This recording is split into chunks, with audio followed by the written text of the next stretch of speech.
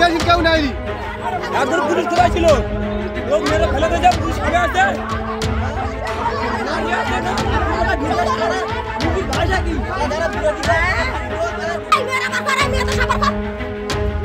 বাড়ি ধর বার করে বাড়ি বার কর বাড়ি বার কর এখানে একদম আসতে দিবি না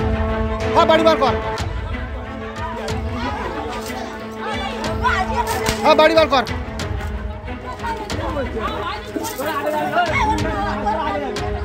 সব মেয়েরা আগে যাবে সব মেয়েরা আগে যাবে 40-41 নম্বর বুথে ইভিএম ভিভিপ্যাট মেয়েরা ফেলে দিয়েছে কারণ তাদের স্বামীদের ছেলেদের এজেন্ট বসতে গেলে মারধর করেছে তার জন্য 40-41 নম্বর বুথে ইভিএম ভিভিপ্যাট মেয়েরা ফেলে দিয়েছে কারণ তাদের স্বামীদের ছেলেদের এজেন্ট বসতে গেলে মারধর করেছে তার জন্য ওই যে 40 নম্বর বুথের এজেন্ট বসতে গেছিল কারো বসতে দেয়নি মাথা ফাটিয়ে দিয়েছে মারপিট মেরেছে ওরা এসে জোর করে আমরা তখন এখানে দাঁড়িয়েছিলাম আমরা ওরা দুজনেই 4 জন হচ্ছে এজেন্ট বসে বলে দুজন যাচ্ছিল আর ওই হচ্ছে মণ্ডল সভাপতি ছিল মিঠুন মণ্ডল আর আমি ছিলাম আমি মিলনের মা। দেখো গতকাল রাত থেকেই কার্যত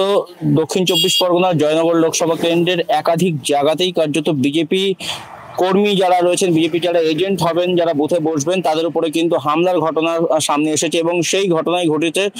জয়নগর লোকসভা কেন্দ্রের অন্তর্গত কুলতলি বিধানসভা এলাকার মেরিগঞ্জ 2 নম্বর গ্রাম পঞ্চায়েত এলাকায় এবং সেখানে বিজেপি কর্মীদের মেরে মাথা ফাটিয়ে দেওয়া হয় আইএসএফ কর্মীদেরকে সেখানে বুথে ঢুকতে বাধা দেওয়া হয় সব মিলিয়ে বিরোধীরা কেউ যাতে এজেন্টরা বুথে ঢুকতে না পারে মূলত সেই অভিযোগ শাসক দলের বিরুদ্ধে এবং সকাল থেকেই কার্যত বারে বারে বিজেপি কর্মীদের মারধর বিজেপি এজেন্টদের মারধর আইএসএফ কর্মীদেরকে মারধর সেই ঘটনা কিন্তু ঘটছে এবং এই ঘটনার প্রতিবাদে এলাকার মানুষজন ক্ষিপ্ত হয়ে কার্যত বুথের মধ্যে ঢুকে ইভিএম তুলে নিয়ে সেখান থেকে জলেও ফেলে দিয়েছে সব মিলিয়ে এলাকায় ব্যাপক উত্তেজনা ছড়ায় এই ঘটনাকে কেন্দ্র করে এবং দক্ষিণ 24 পরগনা জেলার বিভিন্ন প্রান্তে কিন্তু সকাল থেকেই ভোট শুরু হওয়ার আগে থেকেই কার্যত অশান্তির খবর পাওয়া যাচ্ছে নিরাপত্তা নিয়ে তো প্রশ্ন উঠেছে তার কারণ গতকাল রাত থেকে যখন এই ধরনের ঘটনা ঘটছে তখন কিন্তু বিরোধী দলের তরফ থেকে বারে বারে প্রশাসনকে জানানো হয়েছে নির্বাচন কমিশন থেকে শুরু করে স্থানীয় থানা পুলিশ প্রশাসন সকলকে জানানো হয়েছে কেউ কিন্তু কোন রকম ভাবে এই সমস্ত মানুষজনকে উদ্ধার করতে এগিয়ে আসেননি এবং আজ সকালে যখন ভোট শুরু হতে যাবে তার ঠিক আগেই এলাকার সাধারণ মানুষ বা এই সমস্ত বিরোধী দলের যারা সমর্থক তারা যখন ভোট কেন্দ্রের দিকে যাচ্ছিলেন তাদেরকে বাধা দেওয়া হয় তাদেরকে মারধর করা হয় বলে অভিযোগ এবং বিজেপির বুথ এজেন্ট যারা ছিলেন তাদেরকে মারধর করা হয় আইএসএফ কর্মীদের মারধর করা হয় এরপরেও কিছু মানুষ তারা যখন ভোট কেন্দ্রে যান তারা ভোট দেওয়ার নাম করে ভেতরে ঢোকেন এবং সেখান থেকেই কার্যত ইভিএম ছিনিয়ে এনে পাশের একটি পুকুরে ফেলে দেন এবং এই ঘটনাকে কেন্দ্র করে কার্যত নিরাপত্তা নিয়ে প্রশ্ন উঠেছে যে কেন্দ্রীয় বাহিনীর জওয়ান যেখানে ছিলেন রাজ্য পুলিশ যেখানে মোতায়েন রয়েছে সেখানে এই ধরনের ঘটনা কিভাবে ঘটলো আর ইভিএম জলে ফেলে দেওয়ার কারণে কিন্তু প্রায় ঘন্টাখানেকের বেশি সময় ধরে এলাকায় ভোট গ্রহণ বন্ধ ছিল ওই 40 এবং 41 নম্বর বুথে এবং পরে প্রায় সেখানে এই ইভিএম নতুন করে নিয়ে আসা হয় এবং নতুন করে সেখানে কিন্তু ভোট গ্রহণ পর্ব এই মুহূর্তে শুরু হয়েছে এলাকায় নিরাপত্তা বা পুলিশ প্রশাসনের নজরদারি কিন্তু আরো বাড়ানো হয়েছে এই ঘটনার পর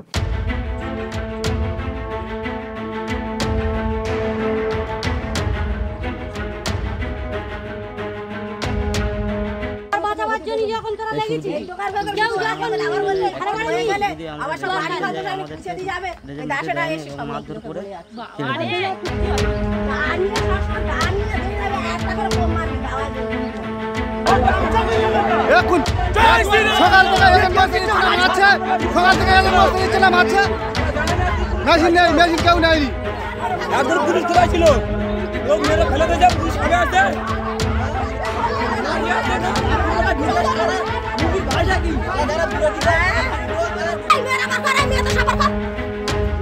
বাড়ি ধর বার করে বাড়ি বার কর এখানে একদম আসতে দিবি না হ্যাঁ বাড়ি বার কর হ্যাঁ বাড়ি বার কর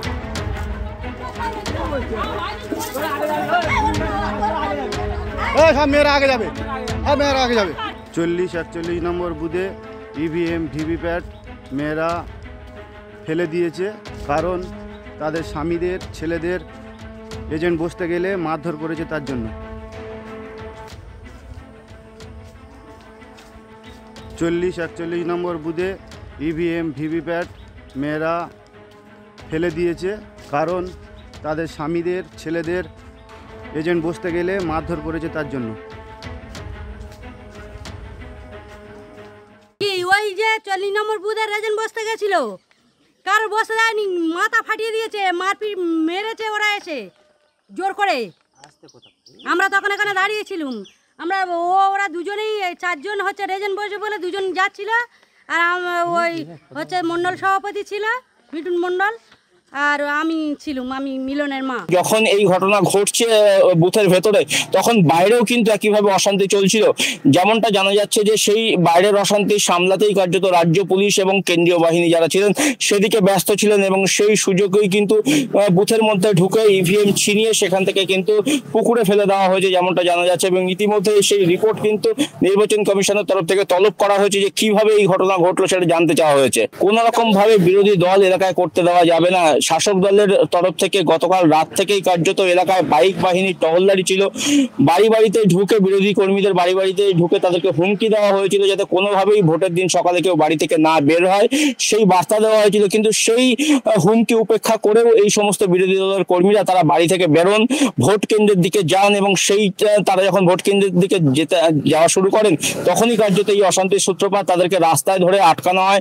হুমকি দেওয়া হয় যাতে কোনোভাবে সেই দিকে না যায়, এবং সেই হুমকির উপেক্ষা করে যখন তারা বুথের উদ্দেশ্যে রওনা দেন তখনই কার্যত এই ধরনের ঘটনা ঘটে।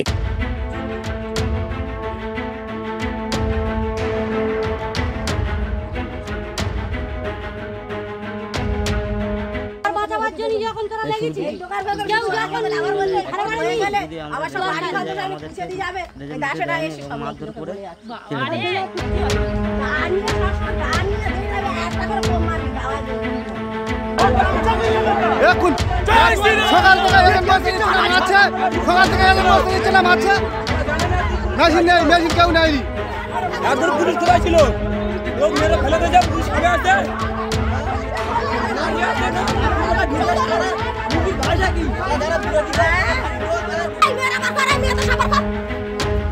বাড়ি ধরে বার করে, বাড়ি বার কর, বাড়ি বার কর, এখানে একদম আসতে দিবি না। হ্যাঁ বাড়ি বার কর, হ্যাঁ বাড়ি বার কর।